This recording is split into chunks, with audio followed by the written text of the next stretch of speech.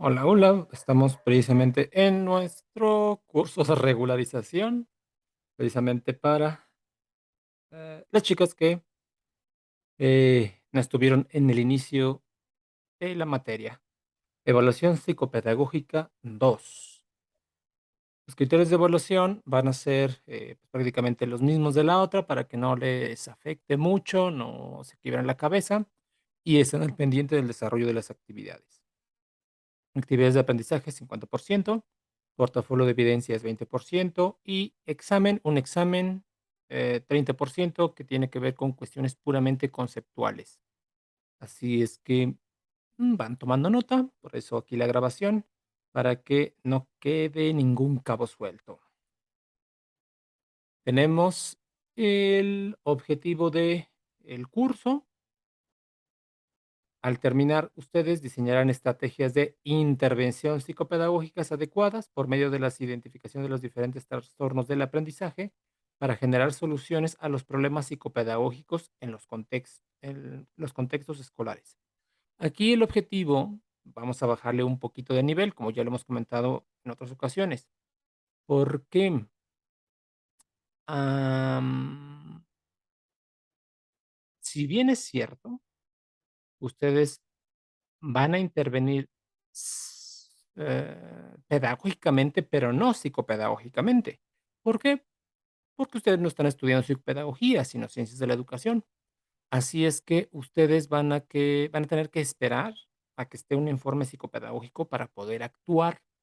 Pueden suponer, pueden tener hipótesis, también pueden ayudar a que se elabore eh, el informe psicopedagógico, pero como tal, ustedes no lo van a poder realizar, como lo vamos a ver más adelante. Intervienen diversas disciplinas y, y hay que tener muy en cuenta esto. Ustedes ya están en un curso 2. Ignoro si hayan tenido un curso uno, o por lo menos antes en su otra institución, pero vamos a recordar precisamente con el concepto. ¿Qué es psicopedagogía? ¿Qué hace? Y vamos a ir despejando precisamente todas las dudas. Por lo tanto, vamos directamente con los retos actuales de la psicopedagogía. Antes de que sigamos avanzando, si conforme va avanzando la exposición de mi parte, si hay dudas, como no estoy ahí para responderlas, ustedes anótenlas, ya sea en su libreta y las respondemos en nuestra sesión presencial o bien en la parte de abajo donde dice hay comentarios de la clase, ustedes háganlo, yo me voy a enterar y les daré pronta respuesta a sus inquietudes.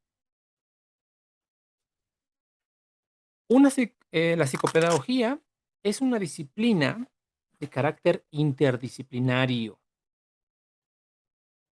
ya que hace la confluencia de dos grandes disciplinas como son la psicología y la pedagogía.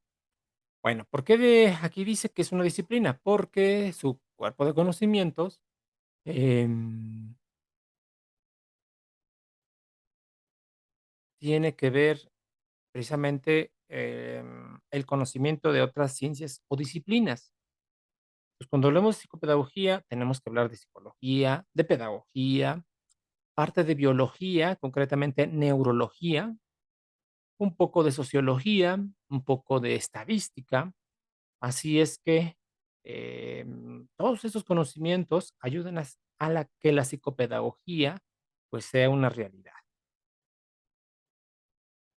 También hay algunos que la consideran como una ciencia porque crea todo un conjunto de teorías, pues precisamente para explicar cómo una persona se adapta a su entorno y podemos ver cómo va aprendiendo, no solamente en el campo escolar, sino toda su vida.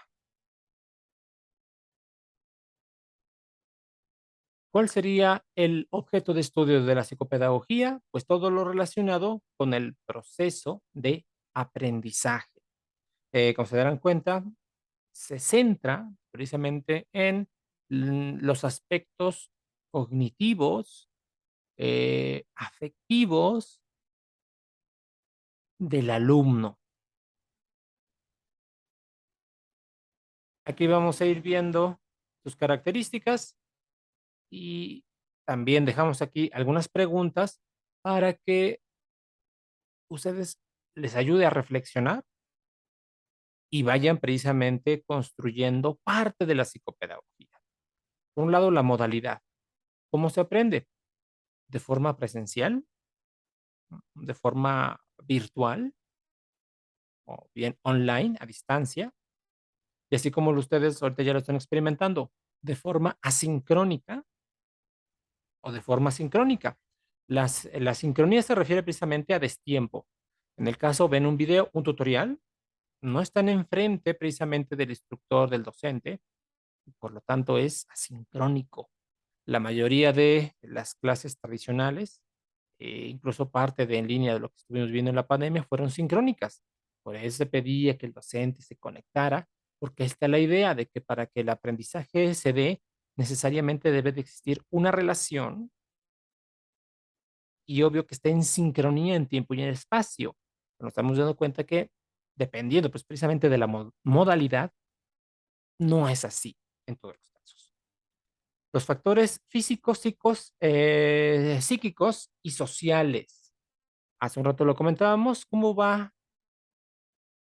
eh, intermezclándose estos factores precisamente para que vaya evolucionando el aprendizaje. Entonces, véanlo con un niño para que pueda aprender e ir a la escuela, tiene que desayunar antes para que tenga energía. Debe de estar despreocupado, descansado para que sus habilidades cognitivas estén muy bien. Debe tener una cierta capacidad de memoria como mínimo. Y desde luego, va aprendiendo de todas las relaciones sociales que tenga.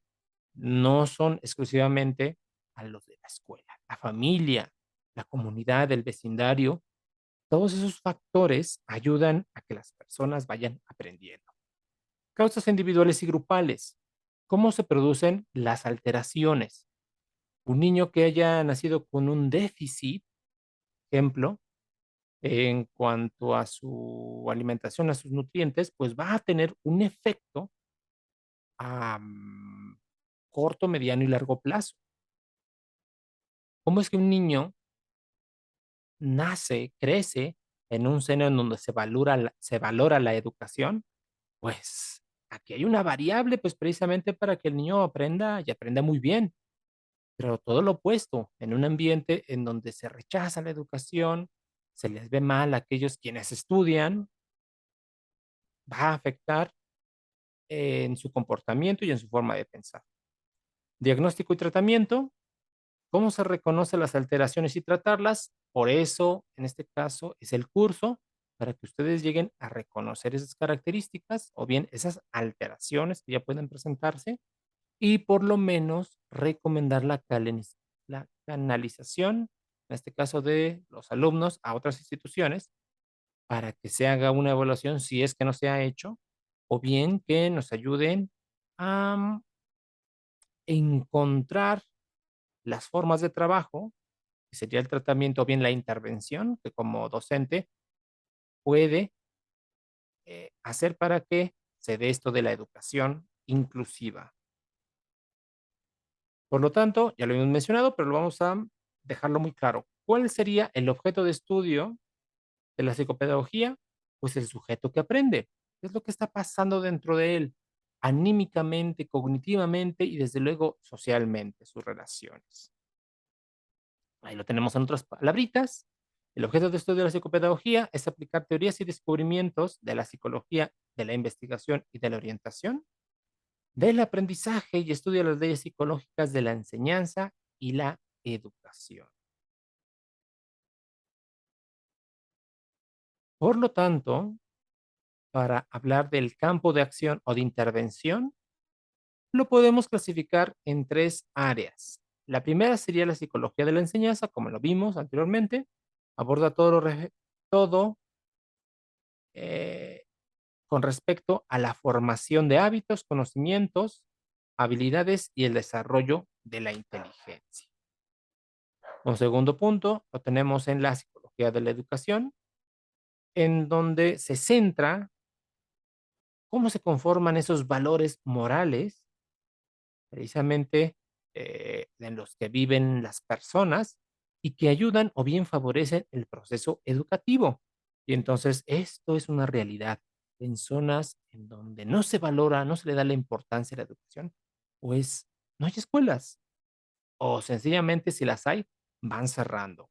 Eh, Esto es verdaderamente em, alarmante en el sentido de que l- la forma de un espacio dice mucho precisamente de quienes habitan en ella.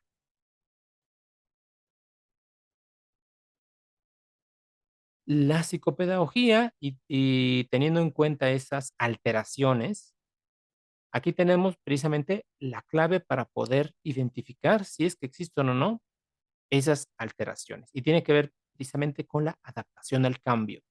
Aquellas personas quienes no se adaptan em, son vistas como fenómenos, como rarezas, sencillamente porque no encajan en el ambiente en el que se encuentran. Y de hecho, los niños con dificultad en aprendizaje han sido mal vistos dentro de las escuelas. También necesitamos decir que em, todos en general, cuando nos enfrentamos a este tipo de problemas, hay que afrontarlos y es a través de la adquisición de competencias, que son conocimientos, habilidades, actitudes, valores. Y como docentes, como futuros docentes o profesores, el cambio tiene que comenzar en nosotros mismos. Reconocer que no sabemos o cómo tratar, cómo identificar y desde luego hacer algo al respecto. También podemos ver que en la práctica existen dudas sobre la identidad de los perfiles profesionales en estas carreras, disciplinas que podemos considerar como nuevas.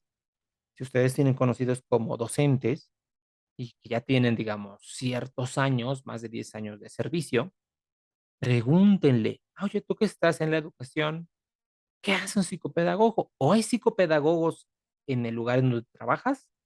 Y les garantizo que la mayoría va a decir que no. Y aquellos quienes a lo mejor dicen: "Sí, pero, pues, se dedica a hacer otras cosas, o no creo necesitar, porque todos los niños están sanos mentalmente". O sea, ahí habla precisamente de esto, de dudas, ¿qué es lo que hace una persona en un determinado, lugar?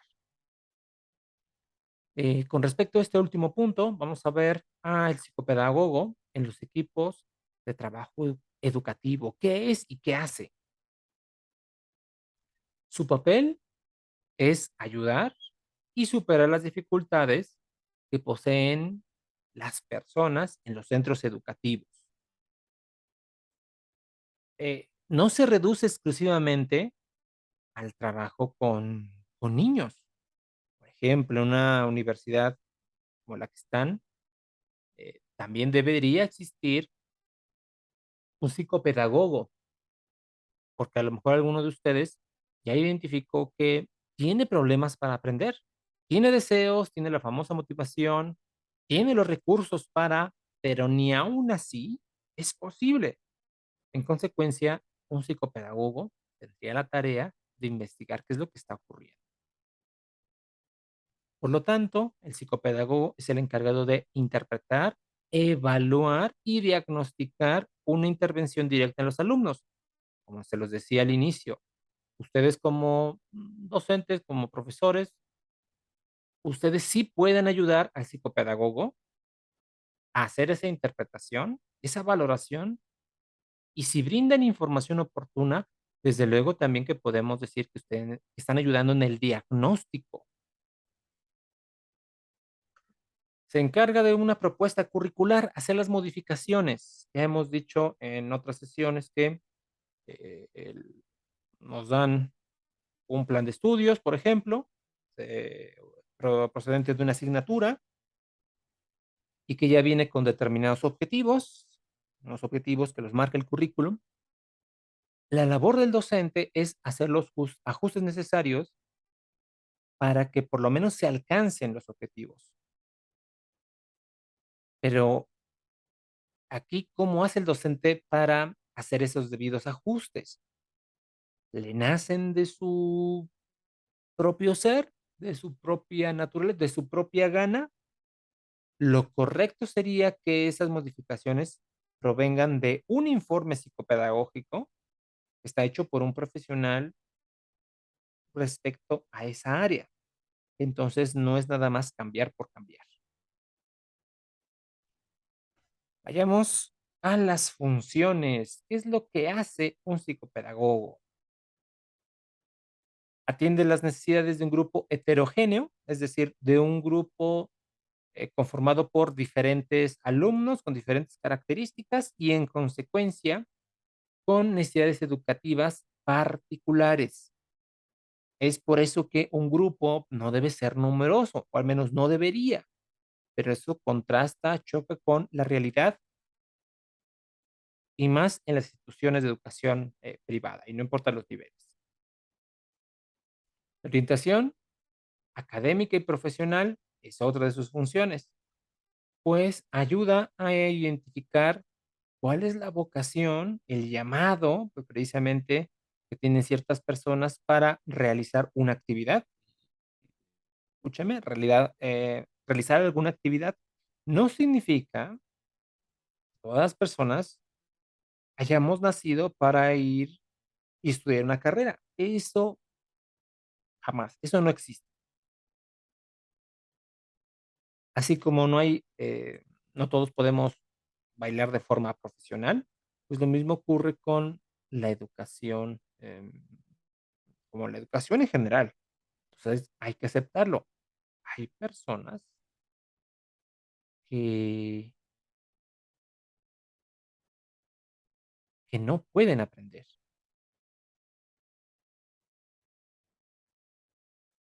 Perfecto.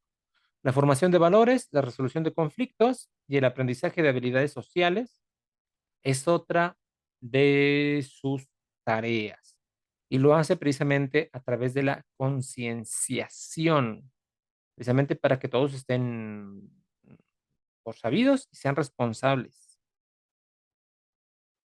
Colaborar y orientar al seguimiento de los alumnos en lo que van requiriendo o necesitando, obvio, refiriéndonos a sus necesidades educativas especiales.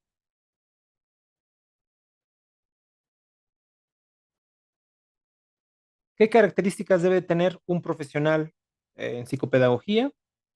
Que sea capaz de poder trabajar en equipo, porque no solamente va a ser las propuestas o los cambios solo, tiene que trabajar con un cuerpo de docentes, los directivos, administrativos, para que se cumpla el objetivo en general, que sería que los alumnos aprendieran algo en específico, o bien, por lo menos, pues, que dejen de comportarse como las personas, ordinarias.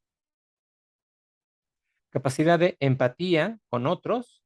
Aquí la empatía es, entender lo que la otra persona está sintiendo, lo que la otra persona está pensando, pero no significa que le va a dar la razón, sencillamente la entiende. Valorización de la diversidad y el respeto por las diferencias individuales. Durante muchos años, la educación institucionalizada se ha utilizado como una herramienta para homogeneizar, es decir, que todos tengamos las mismas características en cuanto a necesidades, em,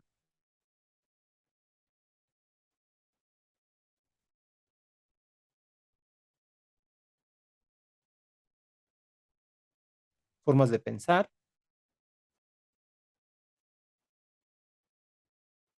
y se requiere precisamente un profesional que pueda entender lo que otros sienten y piensen. Valorización de la diversidad y el respeto por las diferencias individuales. Ya lo hemos comentado con respecto a la educación inclusiva. Entonces, tener mucho cuidado, educación inclusiva, no integrativa. Este concepto cambia porque la inclusión significa reconocer al otro, que tenga los mismos derechos que yo, pero estoy consciente de que es diferente.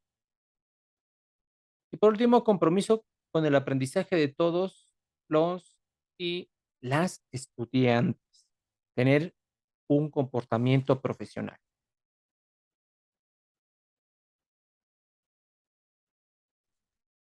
Si es que existiera un psicopedagogo en un centro educativo,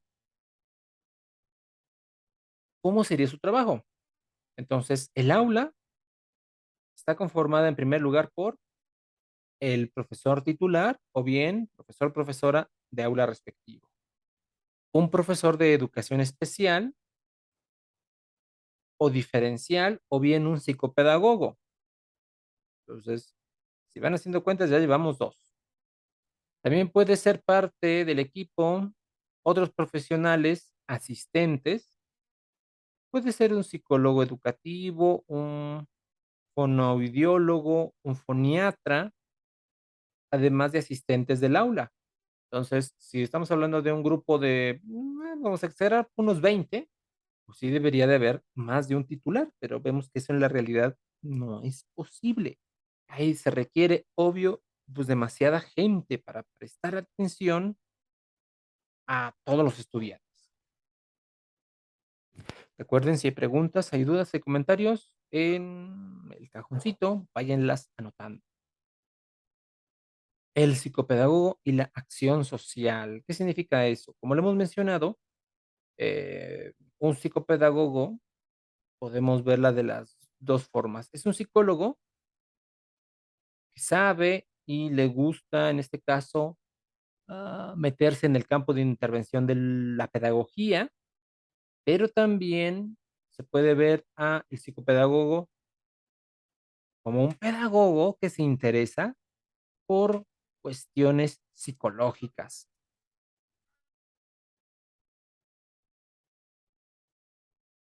Si no quedó claro, se podría decir que el psicopedagogo es un pedagogo que enfatiza su formación psicológica, o bien un psicólogo que ha abundado en lo pedagógico. Cuando hablamos de acción social, necesitamos tener en cuenta lo siguiente: el contexto, la actividad y el contenido de la actividad. Entonces vamos con la primera columna, el contexto de acción o para la acción son los escenarios en donde el psicopedagogo interviene. Entonces, ¿cuál sería eso de el contexto de acción o para la acción? Hace referencia, primero que nada, al salón de clases dentro de una institución educativa, donde precisamente se va generando una idea, se va, en este caso, viendo las problemáticas para que se puedan abordar. En la educación no formal, que significa en toda aquella educación que no se da en un salón de clases, en una escuela, sino nos referimos al hogar, a la calle, con los amigos. Y los servicios sociales. Cuando una persona interviene, ya estamos hablando de que está prestando un servicio social para que mejore un grupo humano. Como actividades, como podemos ver, ah, la psicopedagogía, ¿se dan cuenta? Ahí coincide con el anterior, los servicios sociales, porque se está asistiendo, se está ayudando a otra persona que es diferente a mí, el grupo al que pertenezco. Como asistencia o acción asistencial, el psicopedagogo ayuda a alguien más. Por ejemplo, el psicopedagogo en la escuela, pues ayuda a los profesores a hacer su trabajo, no lo hace por ellos. También podemos decir que ahí está interviniendo y también hace trabajo de labor de trabajo social. ¿Qué significa eso? Cuando ha identificado a un caso, si no lo puede atender, no lo puede abordar, lo que debe hacer es canalizarlo, transferirlo a otro profesional para que para que pueda hacerse cargo y, obvio, contribuir, a los cambios. Y por último, el contenido de la actividad, dice tecnológica o técnica, ahí está hablando de cuestiones puramente didácticas, o bien la política o un tipo de acción política, es decir, cómo se hacen las cosas en un salón de clases, o bien una institución, o ir un poco más arriba, pues dentro de un estado, de una entidad federativa. Tiene precisamente cada grupo una identidad propia.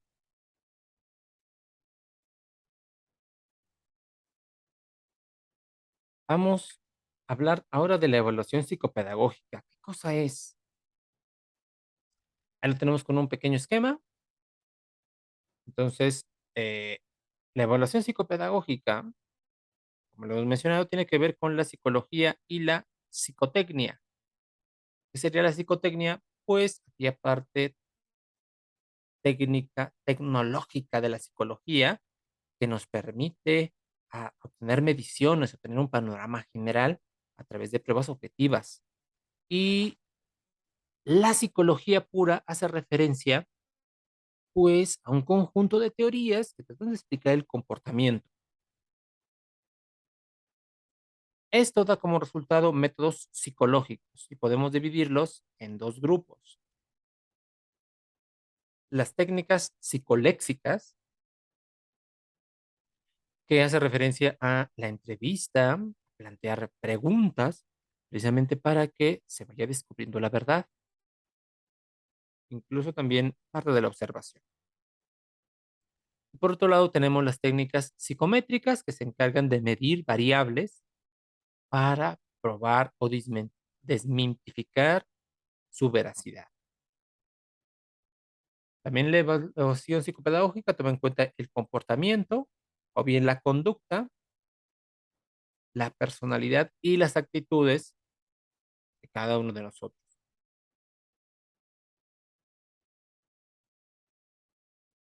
¿En dónde interviene el psicopedagogo? En la escuela, a través precisamente de estrategias de enseñanza-aprendizaje y para que el rendimiento escolar pues aumente. Es la naturaleza propia de la escuela en sí. Y más a la derecha tenemos un pequeño marco en donde tenemos la inteligencia.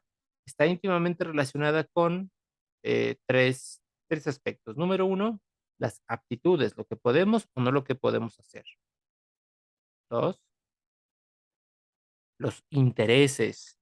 Ya en otra ocasión estamos hablando de la motivación. Bueno, pues, ¿qué forma parte de la motivación? Pues el interés, el deseo, la curiosidad, el coeficiente intelectual y otro tipo de pruebas mentales que se aplica precisamente para conocer para establecer un diagnóstico y se pueda visualizar qué puede hacerse en el transcurso del tiempo.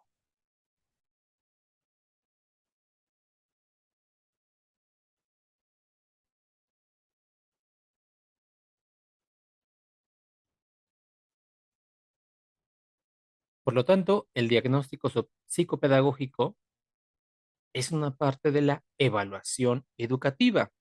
Y aquí nos encontramos precisamente con la otra asignatura que están llevando. Eh, no son lo mismo, pero una se apoya de la otra.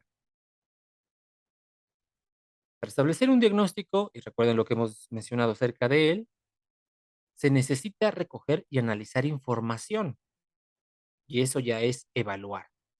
Aunque, aquí como lo tenemos en pantalla, se evalúa no para tener una calificación, se evalúa para conocer el estado de las cosas, para identificar problemas, identificar áreas de oportunidad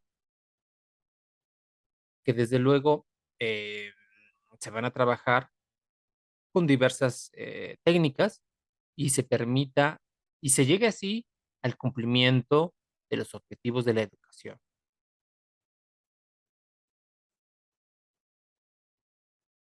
Por lo tanto, el psicopedagogo, a través de la investigación, pues trata de describir, clasificar, predecir y explicar el comportamiento de un alumno en un contexto escolar. Ahí lo tenemos en pantalla. Generalmente va a hacer referencia mucho a los niños, a la niñez, pero no significa que sean los únicos usuarios o bien beneficiados de esto. Se atiende mucho, obvio, a los niños por la cuestión de la educación básica. Si se detectan estos posibles trastornos, estos signos, estos síntomas desde el inicio, es mucho más sencillo poder arreglar las cosas en algunos casos, bien modificar la conducta para que después la persona no sufra porque no se adapta a diferentes contextos. Entonces, se diagnostica para identificar las necesidades educativas y el desarrollo en general, comprobar el progreso de los alumnos, obvio con respecto a su aprendizaje, y cómo éste afecta al desarrollo en general. Toma decisiones precisamente para decir, bueno, es necesario que recurse el año o siga adelante con su formación. Por lo tanto, el psicopedagogo tiene que trabajar con otros profesionales como los médicos, los psicólogos, trabajadores sociales, los mismos docentes deben de hacer precisamente un equipo de trabajo para que entre todos ayuden a quien lo necesite. Hablando de esto, y en el siguiente punto, la intervención psicopedagógica. Entonces define las políticas y las acciones precisamente para mejorar el proceso de enseñanza-aprendizaje. Si son observadoras, enseñanza es lo que tiene que hacer, digamos, el docente y el aprendizaje es lo que tiene que hacer el alumno o el aprendiente, pues para que exista cambios significativos. En consecuencia, el psicopedagogo, si bien es cierto, ayuda a los alumnos, pero también está ayudando a los docentes para que exista esta relación y puedan darse mejoras.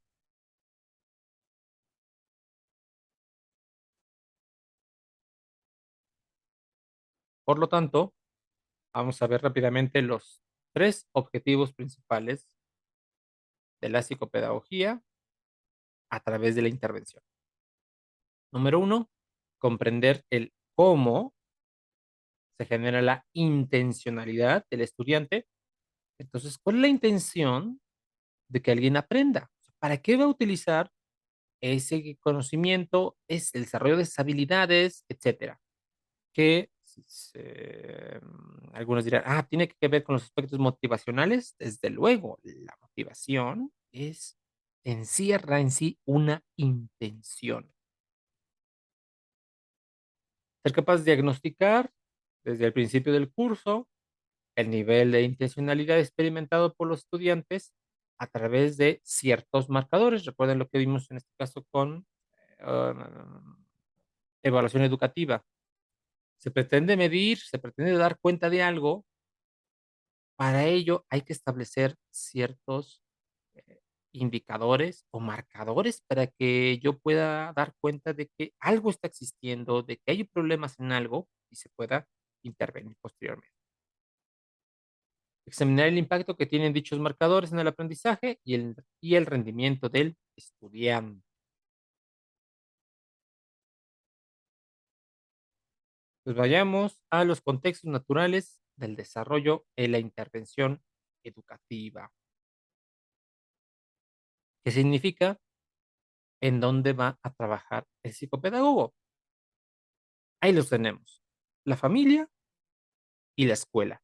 Recuerden, en este caso, que la familia se considera como una institución natural en el sentido de que, pues todos tenemos familia. Ya se acabaron los niños salvajes. Bueno, hay un soporte como salvajes, pero no lo son o no deberían serlo, sencillamente porque viven en un hogar.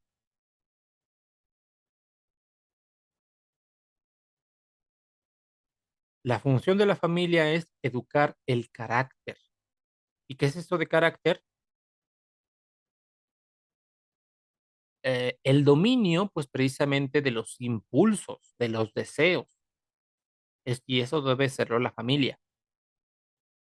Transmitir valores y costumbres, se considera a la primera institución sociabilizadora, brinda amor y convivencia.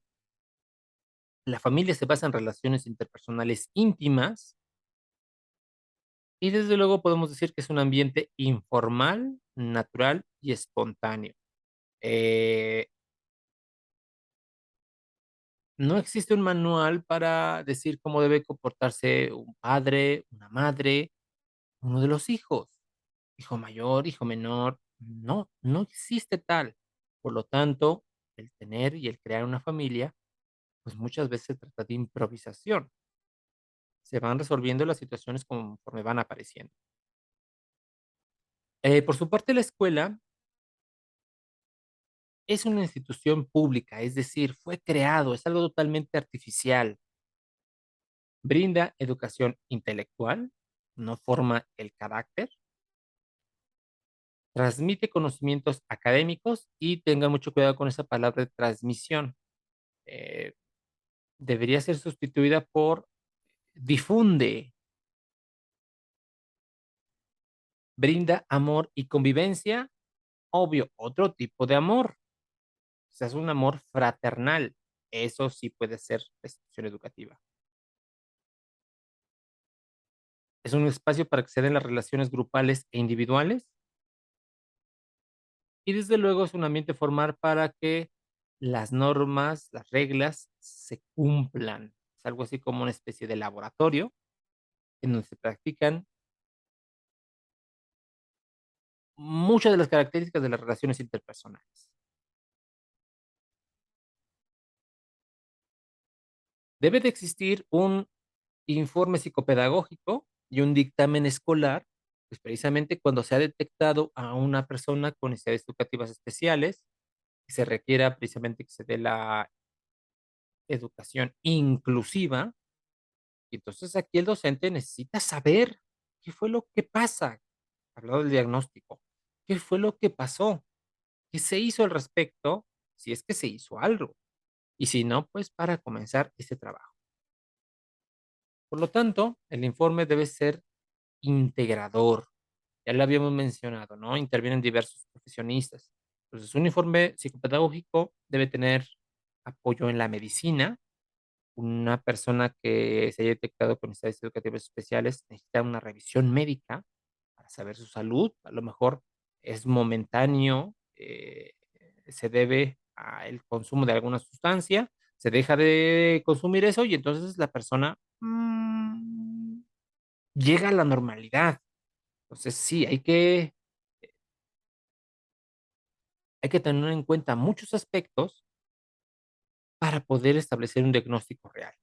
También un psiquiatra, un psiquiatra, un psicólogo familiar, por ejemplo, un trabajador social, toda persona, todo profesional que haya tenido contacto con un niño que tenga necesidades educativas especiales, pues debe de brindar información necesaria para poder determinar qué es lo que está ocurriendo.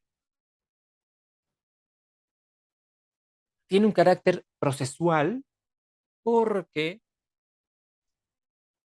tanto para el diagnóstico como la intervención psicopedagógica en sí, lleva una serie de pasos. No es nada más, pues se me ocurre esto, o llego al salón de clases y entonces doy por hecho que todos tienen necesidades educativas especiales. Pues no, no es así. Intervienen muchas personas, incluso familiares de los mismos alumnos, para que el informe pueda llegar a estar completo y desde luego que se identifiquen las acciones para mejorar esa situación. Debe ser coherente, es decir, que lo que esté escrito en papel se puede llevar a la práctica.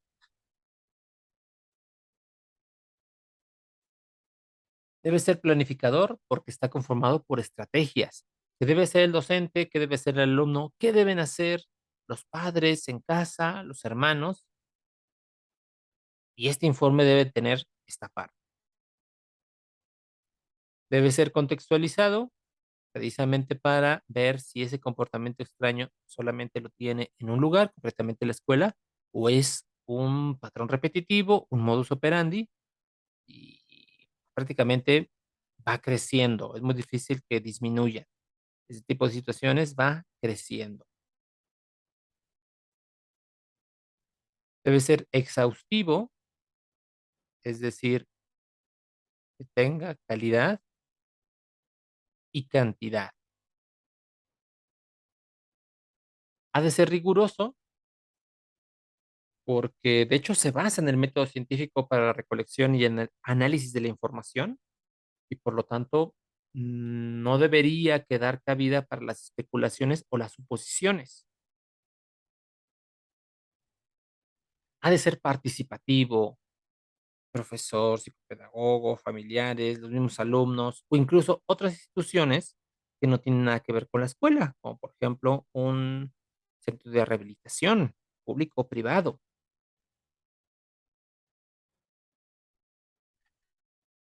Y aquí ya viene, digamos, lo práctico. Imagínense por un momento, ya están trabajando en una institución educativa, de pronto llegan, pues tiene que, bueno, representamos a su nuevo alumno, es Pedrito, pero es diferente. Y entonces, ¿qué es lo que debería de ser tanto la dirección o el directivo como el docente a cargo? Pues preguntar, ¿se hizo una evaluación psicopedagógica? Si la respuesta es no, ustedes deberían de insistir, pues necesitamos ese informe, esa evaluación, porque de lo contrario no le vamos a permitir el acceso. Así es de realista esto. Debe ser multidisciplinario, ya hemos comentado por qué, intervienen muchos profesionales.